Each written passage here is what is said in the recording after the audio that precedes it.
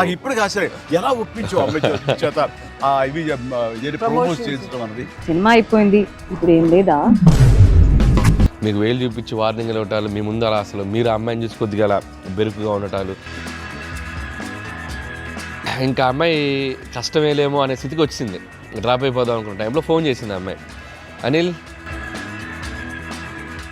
And ఇవన్నీ దీన్ని ఎలా చూస్తున్నావు నువ్వు? ముఖ్యంగా అమ్మాయి సినిమా కుదరటం అని ఎలా చూస్తావు? అంటే ఫస్ట్ నాకు ఇప్పటికి ఆశ్చర్యం ఎలా ఒప్పించు అమ్మాయి చేత ఇవి ప్రమోట్ చేయించడం అన్నది.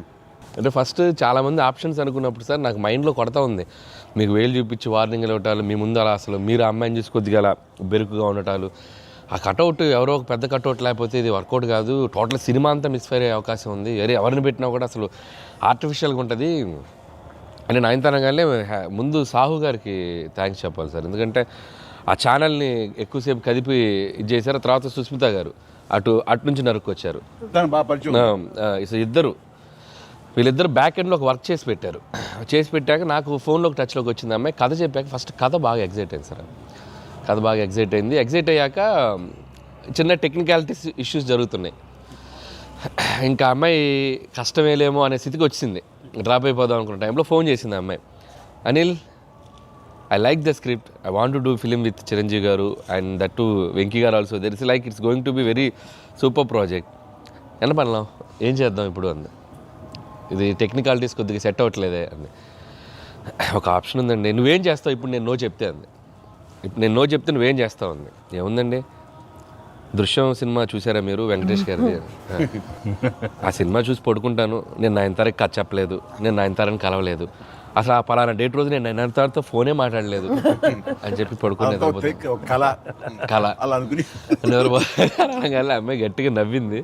నవ్వి okay I will do it for you అని చెప్పి నేను చాలా హానెస్ట్గా చెప్పాను సార్. అది అంటే లైక్ తను నాతోటి సిస్టర్గా చేసింది కదా గాడ్ ఫాదర్లో, and very powerful character, powerful brother and sister. అది ఇందులో మళ్ళీ ప్రియురాలుగా పెట్టాలని లేకపోతే ఎక్స్ వైఫ్గా పెట్టాలని ఆ థాట్ వచ్చినప్పుడు నీకు అది సెట్ బ్యాక్ అవుతుంది, చెల్లిగా చేసి మళ్ళీ ఇదేంటారా పెళ్ళగా అనే ఫీలింగ్ ఉంటుందా నీకు ఎప్పుడు అనిపించిందా? అంటే అనిపించలేదు సార్, ఎందుకంటే ముందు సైరాలో మీ వైఫ్గా చేసింది కాబట్టి బ్యాలెన్స్ అవుద్ది అనుకున్నా.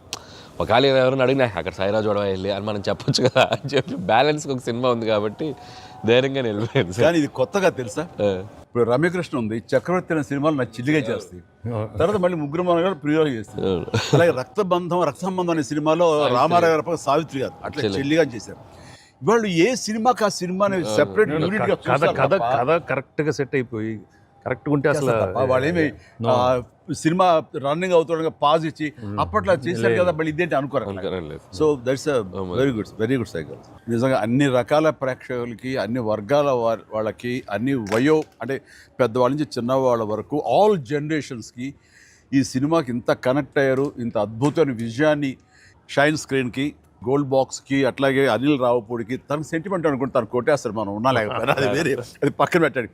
సో వెంకయ్య గారికి మాకు ఇంత ఆనందాన్ని ఇచ్చి, ఇంత పెద్ద సక్సెస్ని ఇచ్చి నిజంగా చెప్తాను మనస్ఫూర్తిగా కృతజ్ఞతాపూర్వకంగా నిజంగా ఆడియన్స్కి మేము ఎప్పుడు రుణపడి ఉంటాము. అండ్ నా మిత్రుడు, సోదర సమానుడు వెంకీ చాలా పెద్ద మనసుతోటి ఈ సినిమా ఒప్పుకొని దానికి పూర్తి స్థాయిలో మనసావాచ కర్మని ఇన్వాల్వ్ చేసి ఇది ఇంత రక్తిగడ్డానికి ఫినిషింగ్ వచ్చేసరి సినిమా ఆ మరో లెవెల్ వెళ్ళడానికి కారణమైనటువంటి నా మిత్రుడు కూడా మీ అందరి సమక్షంలో నా హృదయపూర్వక ధన్యవాదాలు తెలియజేస్తాను. అండ్ అనిల్, నువ్వు మాట అన్నావు లాస్ట్ షాట్ మా ఇద్దరి మీద నువ్వు తీసినప్పుడు, ఎంకి మళ్ళీ ఎప్పుడు మనం కలుద్దాం అంటే any time boss, whenever you say yes ready అన్నప్పుడు నువ్వేమన్నావు, ఆ లాస్ట్ డైలాగ్ వింటుంటే మళ్ళీ మీ ఇద్దరు కాంబినేషన్ ఒక సినిమా చేయాలని ఉందని నువ్వు అన్నావు కదా సార్. నిజంగా చెప్తాను, ఈ రోజున నువ్వు బెస్ట్ స్క్రిప్ట్తో రా, నాది చిన్న క్యామియో అయినా పర్వాలేదు, మెయిన్ లీడ్గా మా బ్రదర్ నువ్వు తీయి, అందులో నేను మళ్ళీ ఇలాంటి క్యామియో వేసి అక్కడ నేను నిలబెడతాను. Yes, so bonus, mega bonus. లేదు ఫుల్ ఫ్రెండ్ ఈక్వల్ గా బెస్ట్ క్యారెక్టర్ ఇద్దరు చేస్తాడా, nothing like that. Any time.